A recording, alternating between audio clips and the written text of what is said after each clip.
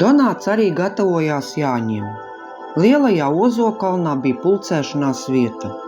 Tur tad sanāks mirstīgā tauta – traktoristi, lopkopji, fermas sievas. Kuram ir sievas vai vīri, tie arī laipni gaidīti. Visi sagatavas darbi tāpat kā citās svinību vietās. Donāts pie rokas turot zani, devās uz līgošanas vietu. Grozā tupēja šķīvja lieluma sīra gabals, roziņmaize, bērzu sulas pudelīte, otrā kaut kas stiprāks pieaugušajiem. Siltais vakars kā skudras no pūžņa aicināja līgotājus. Ugunskurs kā bāka tuvākai un tālākai apkārtnē vēstīja, ka ir sācies svētku laiks. Sasveicināšanās pārmīt kādu vārdu ar sen neredzētāku kaimiņu. Donātam šovakar izskatās, ka palīgot kādu mirkli izdosies, jo citiem sanākušajiem līdzi bija arī savas atvasītes, tāpēc būs, kas zanē pakavē laiku. Meita ātri atrada kopīgu valodu ar citiem bērniem, jo pulciņā bija arī tādi, kuri gāja vienā grupiņā ar zani, vai tai pašā dārziņā, tikai pāris gadus vecākā grupā. Paķēruši kādu sieras šķēli vai speķa pīrādziņu, tad joņoja turpat pa apļaustīto laukumu, ķerot viens otru. Kad jau visi bija pabaudījuši saturu no alus kausiem, tad arī šajā vietā sāka skanēt pa kādai dziesmai. Svinētāju vidū bija kāda sieviete, kura tik nesen bija sākusi strādāt fermā par slaucēju. Skumjām acīm. Zem skaistā puķu vainaga vijās pelēkas krāsas mati. Viņa saurup turējās no visiem, kā no novērotāju pozīcijas, bet ja kāds pienāca aprunāties, tad labprāt iesaistījās sarunā. Katram līgotājam, kurš jau gribēja, bija šim svētkiem atbilstoša galvas rota, vainags. Arī mazajiem līgotājiem tādi bija. Tik dažam no lielās lēkāšanas un skraidīšanas tas jau bija noslīdējis pār ausīm, un tagad sēdēja kā ziedu krelles ap kaklu. Zanei vainadziņa nebija, jo Donāts šo prasmi vēl nebija apguvis. Viņš to labprāt izdarītu, jo meitas dēļ gatavs ne uz to vien, bet nebija jau kas to visu ierāda. Skumīgā sieviete, vērojot bērnu aktīvo skraidīšanu, uzrunāja tos bērnus, kuriem nav vainaga. Varbūt, ka mazie arī gribētu sev tādu. Jā, atskanēja vienbalsīgs sauciens. Tad turpat, iebrienot tālāk no izpļaustītā laukuma, tika kopīgi saplūktas pļavas piedāvātās Jāņu zāles, un vaigu pinēja varēja ķerties pie darba. Savu kārtu sagaidīja arī Donāta meita. Pasniegusi savas saplūktās puķītes, viņa cītīgi gaidīja, kāds tad būs tas vainadziņš. Saudzīgi liekot ziedu pie zieda, sieviete apjautājās, kā tad mazo līgotāju sauc? Zane. Skaists vārds, bet mani sauc Anna.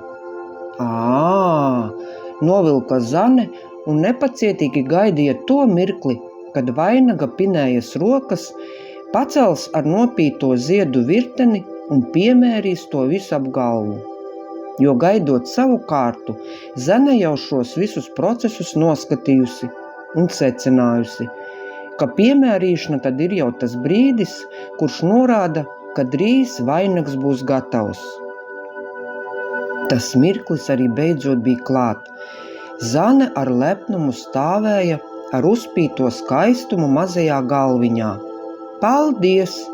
Un aizdipināja to visu parādīt tētim. Ļoti skaisti. Kas tev to nopina? Jautāja Donāts, jo to brīdi, kad visi gāja saplūkt puķes un pīšanas procesu bija palaidis garām. Tajā mirklī viņš vēl ar citiem amata brāļiem diskutēja par sev interesējošām tēmām.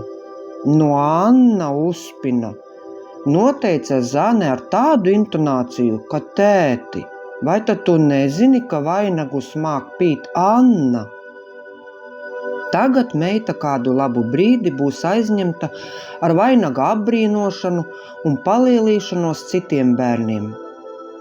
Donāts piesēda pie Annas. Paldies par vainagu manai meitai. Es vēl šo prasmi neesmu apguvis. Zanes tētis, Donāts, sniedza roku, lai sasveicinātos. Anna. Es tepat kolhozā par traktoristu, par ko te jūs? Fermā par slaucēju. Nu, ko mēs te jūsosim, vai ne? Jā, varam arī uz tu. Iepriekš netiku tevi redzējis, laikam tad nesen mūsu pusē. Jā, tik pirms mēneša te sāku strādāt. Nav par grūtu. Nē, jo iepriekš ar šādu darbu tiku darījusi. Un no kuras puses tad esi? Anna nosauca patālo kolhoza nosaukumu, kurā arī bija strādājusi par slaucēju. Donāts, lai saruna būtu brīvāka, atnesa 2 alus kausus, vienu sev, otru, protams, sarunu biedrenei. Abi lēnām to nogaršoja, veroties gan ugunskura dejā, gan bērnu skraidīšanā, gan jau pāris dejotājos. Donāts piecēlās un uzlūdza Annu uz deju. Viņa samulsusi raudzījās Donātā un negaidīt atbildēja. Nezinu, vai man sanāks. Es visu ierādīšu, iedrošināja dejas partneris. Anna piecēlās, un Donāts saprata, kāpēc pirms mirkļa viņa tā teica. Anna nepārprotami kliboja, kā aizšauts putns, kuru sakropļojas nemākulīgs mednieks. Likās, ka Annas viena kāja ir īsāka par otru. Iešana sagādāja grūtības, kur nu vēl dejošana. Donāts, lai neizvainot savu partneri, tad saudzīgi un lēni grieza deju soļus. Pāris dejas nodejojuši, viņi apsēdās kur iepriekš. Pie abiem pieskrēja Zane, un par brīnumu iesēdās nevis tēta klēpī, bet gan Annas. Arī sīviete bija samulsusi, bet bērnam neliedza to prieku, un mīļi un saudzīgi paņēma meiteni klēpī. Tev bērni ir? Patiešo bez aplinkiem jautāja Zane. Meitiņ, tā nav pieklājīgi prasīt, pamācīja tētis. Nekas. Nav jau nekas tāds, ko nedrīkst atbildēt. Nē, man nav bērnu. Uz Zanes uzdoto atbildēja Anna. Zane brīdi pasēdēja un skriešanas un kustēšanās vēlme uzveica. Viņa pievienojās pārējiem mazajiem līgotājiem. Donāts gribēja vēl kaut ko uzzināt par šo sievieti, bet neuzdrošinājās uzplīties ar daudziem jautājumiem, ka neizbaida viņu. Nakts jau savu tumsas palagus bija izlikusi kaut uz pāris stundām apžāvēties, līdz pamali iedegs saulēkts. Zane jau nogurums un miegs bija uzveicis. Viņa saldi gulēja tētim klēpī, bet pirms tam, kā izbaudot, kā ir sajust sieviešu apskāvienus, pasēdēja kādu brīdi Annas klēpī. Donāts jau saprata, ka mazā alks pēc sieviešu mīļuma, kā putnēns, kuram pazudusi mamma, gatavs pieglausties jebkurai, kura tik izrāda vēlmi to darīt. Vēl baudot un vērojot citu lustes šonakt, abi sāka pārstāstīt savus dzīves līkločus. No Annas stāstītā Donāts uzzināja, ka viņa ir bāra bērns, par tēvu neko nezin, bet māte viņu pametusi jau dzemdību namā. Augusi bērnu namā, tur nav klājies viegli. Daudz pāri nodarījumu, gan no vienaudžiem, gan no tur strādājošiem. Daudz apsmieta, izsmieta, arī kājas dēļ. Nezinu, kas tā par vainu, jo cik vien sevi atceras, tā iešana, pareizāk sakot, klibošana, ir. Bērnu namā neviens daudz neko nav licies zinis par viņas kājas vainu. Uz priekšu tiec un labi. Pie ārstiem nav vesta. Kad palikusi pilngadīga, tad ej, kur acis rāda.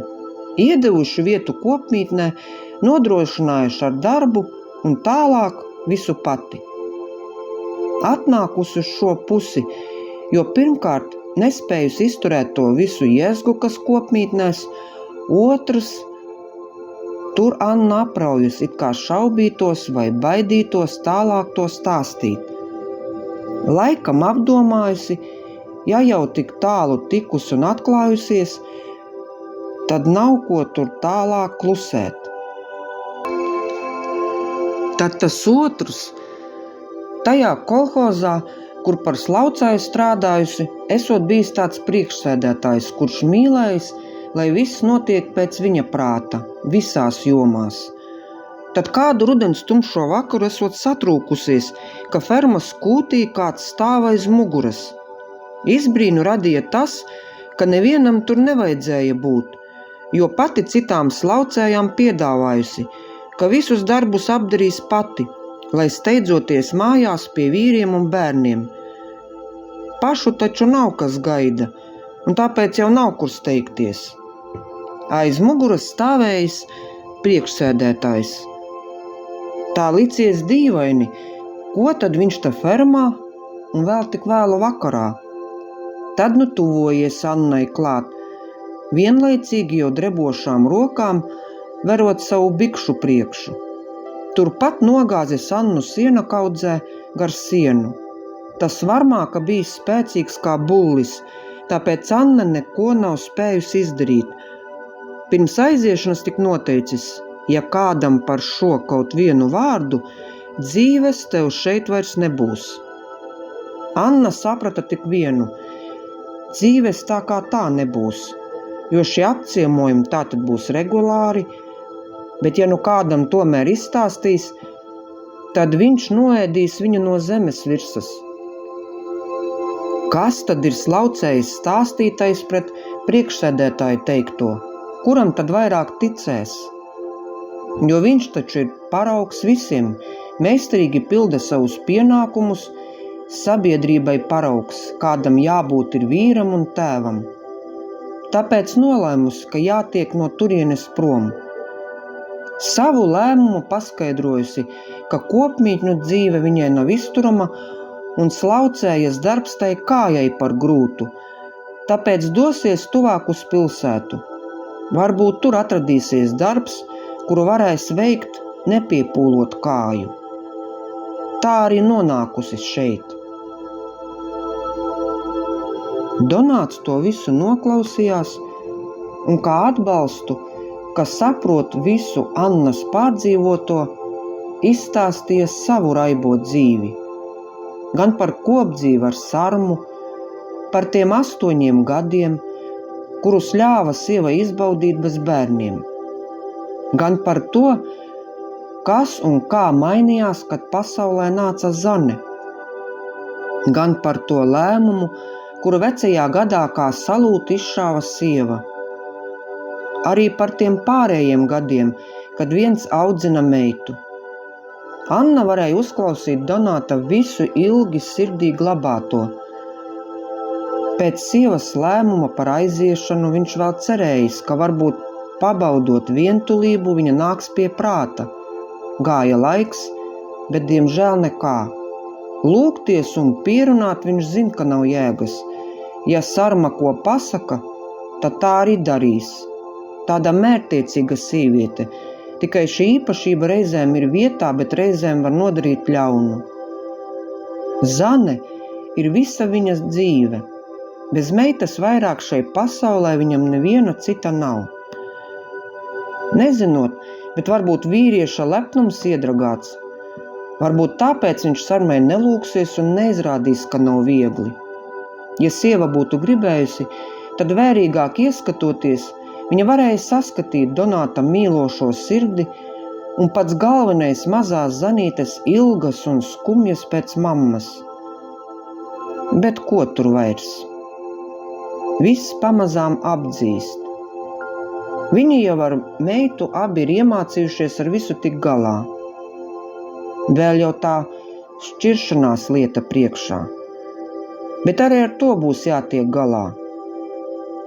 Kaut gan visu nav iemācījies, redz vainagu joprojām nemāk pīt. Mēģināja pajokot Donāts, it kā lai gaišāks beidzas viņa stāsts. Anna neteica neko, tikai tā skumji viņā skatījās. Pamalē jau ausa rīts, līgotāju pulciņš bija kļuvis mazāks. Donāts piecēlās, turot rokās aizmigušo mazo līgotāju. Varbūt tevi pavadīt? Viņš jautāja. Paldies, bet nē, es atnācu ar fermas sievām un iešu ar viņām atpakaļ. Saproti mani? Es saprotu, viss kārtībā. Tad līdz citai reizei. Donāts atvadījās un nesteidzīgi, lai nepamodinātu meitu, devās uz savām mājām.